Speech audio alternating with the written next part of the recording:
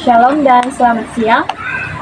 Baik, di sini kami akan menceritakan hasil analisis kami dari film Dancing in the Rain mengenai anak berkebutuhan khusus. Nah, di sini saya akan menceritakan alur cerita film Dancing in the Rain.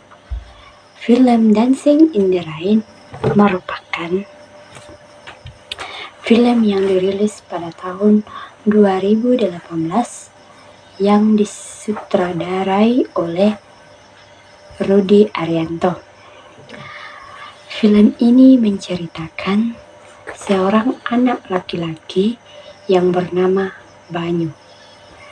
Ia mengidap penyakit spektrum autis. Ia dari kecil ditelantarkan oleh kedua orang tuanya, sehingga neneknya merawatnya dari kecil sampai besar dengan penuh kasih sayang melebihi dirinya sendiri. Akan tetapi, neneknya tidak menyadari kalau Banyu ini berbeda dari anak lainnya.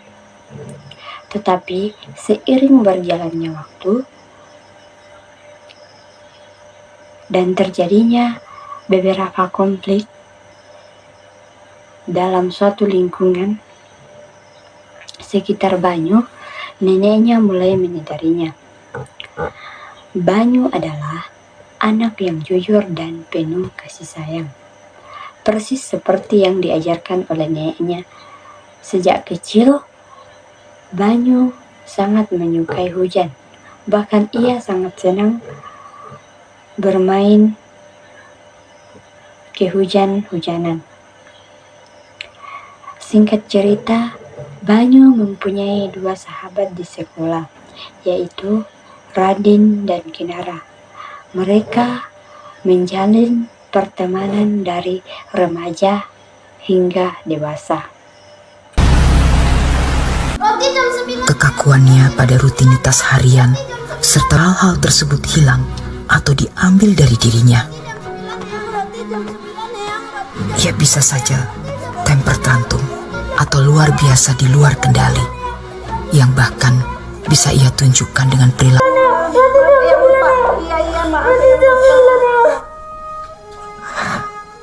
Apa cucu saya bisa sembuh, Ibu? Kami akan berusaha. Di sini saya akan menceritakan anak berkebutuhan khusus dari film Dancing in the Rain. Di sini saya akan menceritakan bagaimana kehidupan keseharian Banyu bersekolah di sekolah umum seperti anak-anak yang lainnya. Ia hanya sibuk dengan menggambar dan tidak menghiraukan apa yang dikatakan oleh gurunya, dan tidak memiliki teman di sekolah karena ia lebih sering berkegiatan di rumah tanpa ada gangguan. Banyu selalu disiplin terhadap waktu-waktu yang telah menjadi aktivitas kesehariannya. Suatu ketika pada saat dia pulang sekolah, ia melihat betapa bahagianya ketika ia melihat anak-anak seusianya bermain bersama. Ia pun tertarik untuk bergabung dengan mereka. Ketika sedang bermain bola, secara kebetulan bola mengarah ke arah Banyu. Ia pun tidak mau mengembalikan bola tersebut, yang menyebabkan terjadinya pertengkaran antara Banyu dan kawan-kawannya.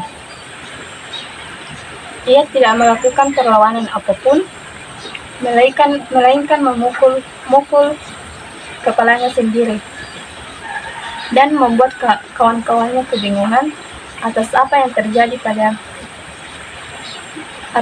terjadi sebenarnya pada dirinya. Tak lama kemudian, ada seorang anak yang melemparkan batu kecil kepada anak-anak yang bertengkar dengan Banyu. Anak itu melempar batu dengan ketapel yang membuat anak-anak tersebut lari. Banyu pun meninggalkan anak yang telah menolongnya itu. Anak itu bernama Radin. Ia sepertinya tertarik kepada Banyu untuk dijadikan teman pada saat insiden itu terjadi. Ia mengantarkan Banyu sampai ke rumahnya sambil mengajarkan cara menggunakan ketapel. Pada saat ia kembali menghadapi pertengkaran lagi, tidak. Setibanya di rumah, sang nenek bahagia melihat cucu kesayangannya akhirnya mendapatkan teman yang baik. Dan cerita dengan orang tua Radin, saat ia sampai di rumah orang tuanya, dia dibuat kecewa karena anak yang dilemparkan batu menurut Radin ke rumahnya dan menyuruhnya untuk meminta maaf kepada anak yang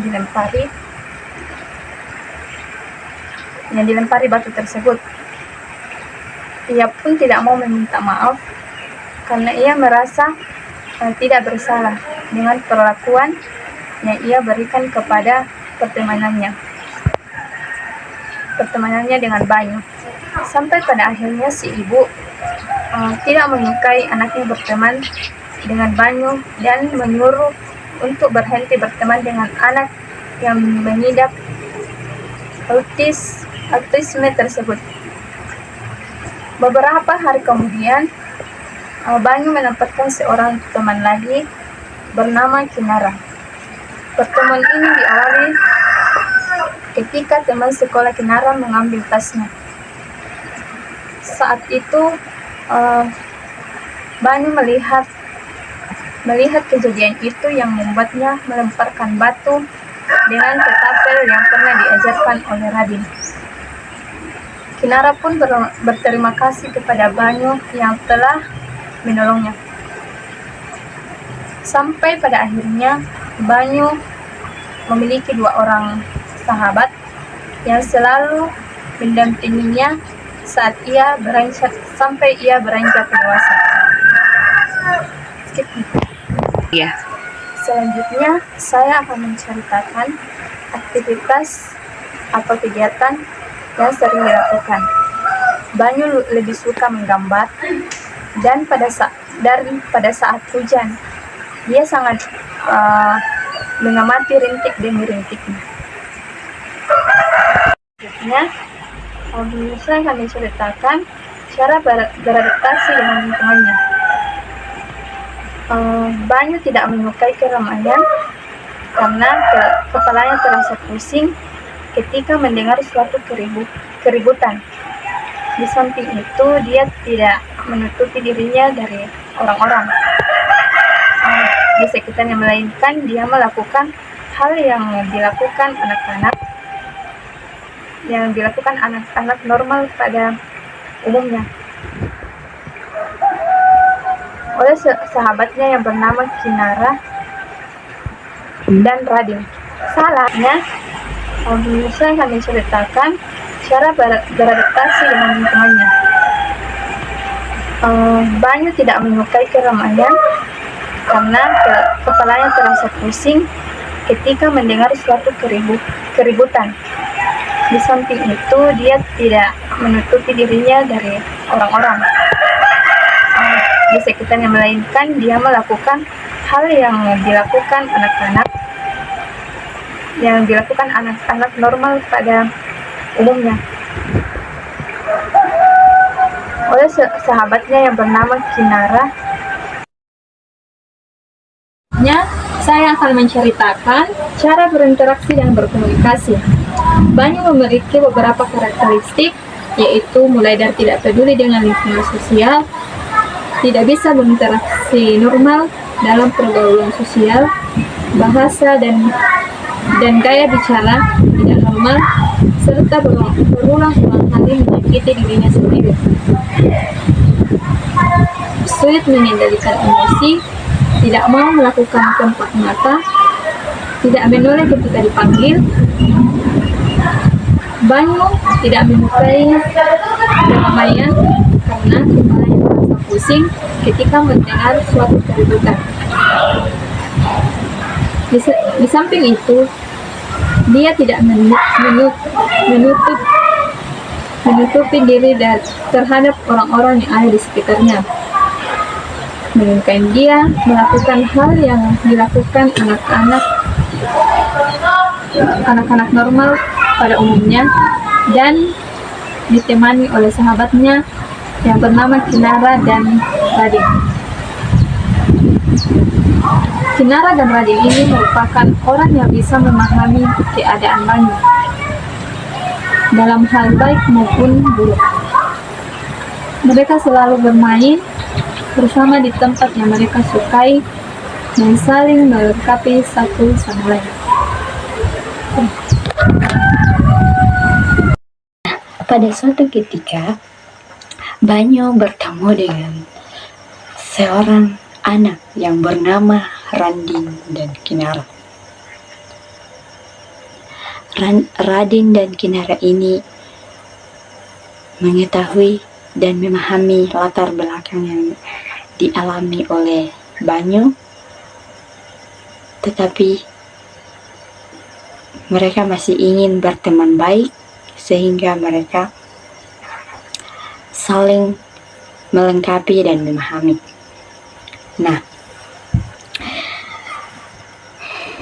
hari terus berlalu, mereka bertiga menjalin pertemanan yang baik sampai disebut dengan sahabat.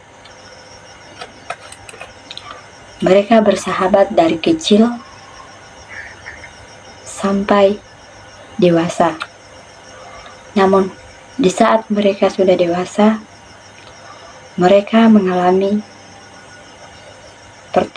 pertengkaran di antaranya karena orang tua Radin tidak setuju ketika Radin bergaul dengan teman-teman yang normal seperti Kinara dan Banyu.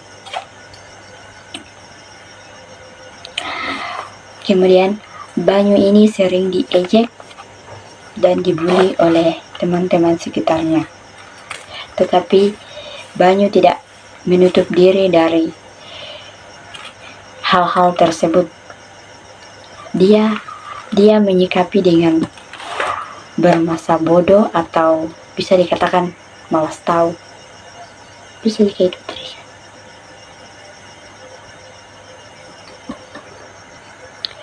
Banyu ini sering diejek dan ditertawai, bahkan dipukul oleh temannya, tetapi Banyu tidak menghiraukan hal-hal yang dilakukan oleh teman-temannya tersebut, karena dia tidak tahu apa yang akan dilakukan untuk membalas perbuatan yang dilakukan orang lain terhadap dirinya. Dia tidak bisa mengungkapkan, dia hanya bisa menggoyang-goyangkan kepalanya seperti orang yang ketika dia mendengar suatu keributan. Namun pada suatu ketika Radin ini diajak. Nah, pada suatu ketika Banyu bertemu dengan seorang teman yang bernama Radin dan Kinara. Radin dan Kinara ini merupakan sosok yang bisa menerima dan memahami latar belakang orang lain, sehingga dia mau berteman baik dengan Banyu. Nah, dari SD sampai tingkat perguruan tinggi, mereka selalu bersama. Mereka selalu saling melengkapi dalam suka maupun duka. Nah, Banyu ini menyukai melukis dan menggambar. Tidak bisa dipungkiri, berdasarkan gangguan yang dialami oleh Banyu tersebut, dia tidak suka berinteraksi sosial dengan banyak orang. Ketika mendengar suatu keributan, kepalanya terasa pusing dan ingin pergi berlari. Sehingga pada saat dia sudah besar, dia selalu menutupi handset di telinganya untuk menghindari suatu keributan yang ada di sekitarnya. Banyu bebas melakukan hal yang disukai tanpa ada tekanan dan paksaan dari siapapun, karena dia memiliki kecerdasan di atas rata-rata. Kemudian hari terus berlanjut. Mereka bertiga sudah mulai saling memiliki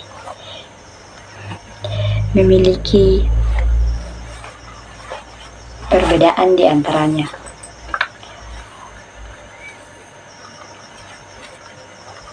Banyu juga melakukan aktivitas yang dilakukan oleh teman-temannya.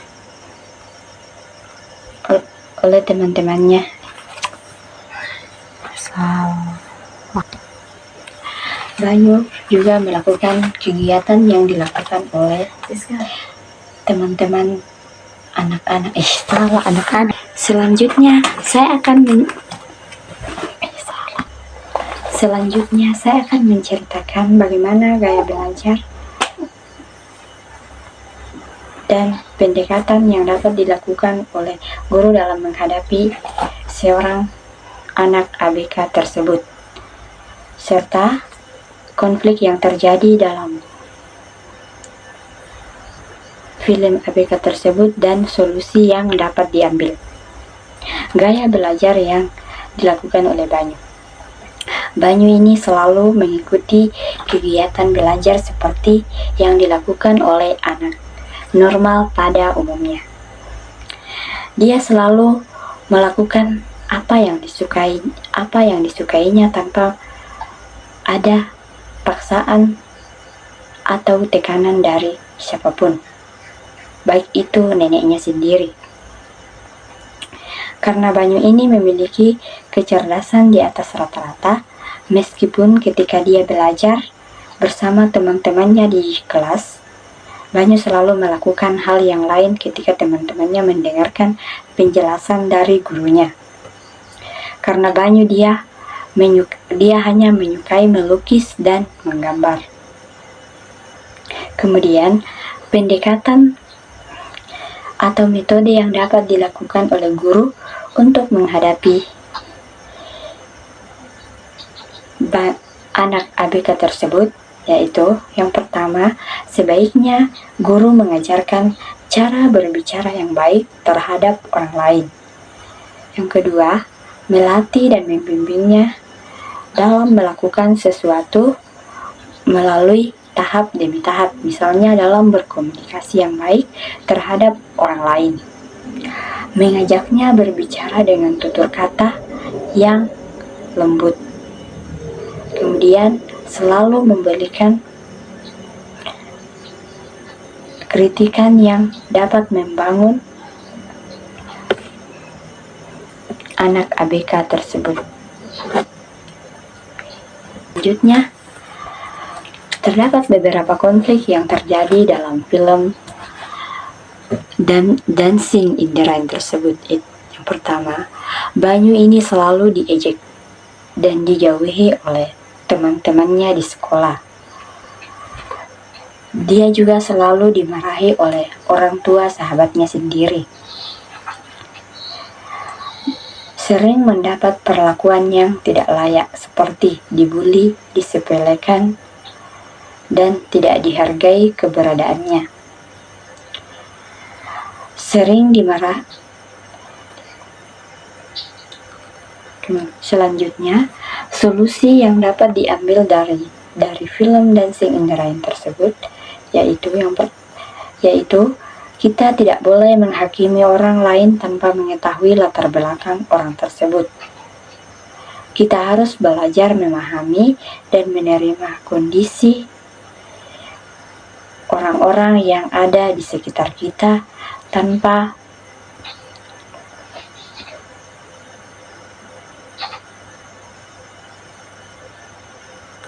melihat bagaimana latar belakang dan bagaimana.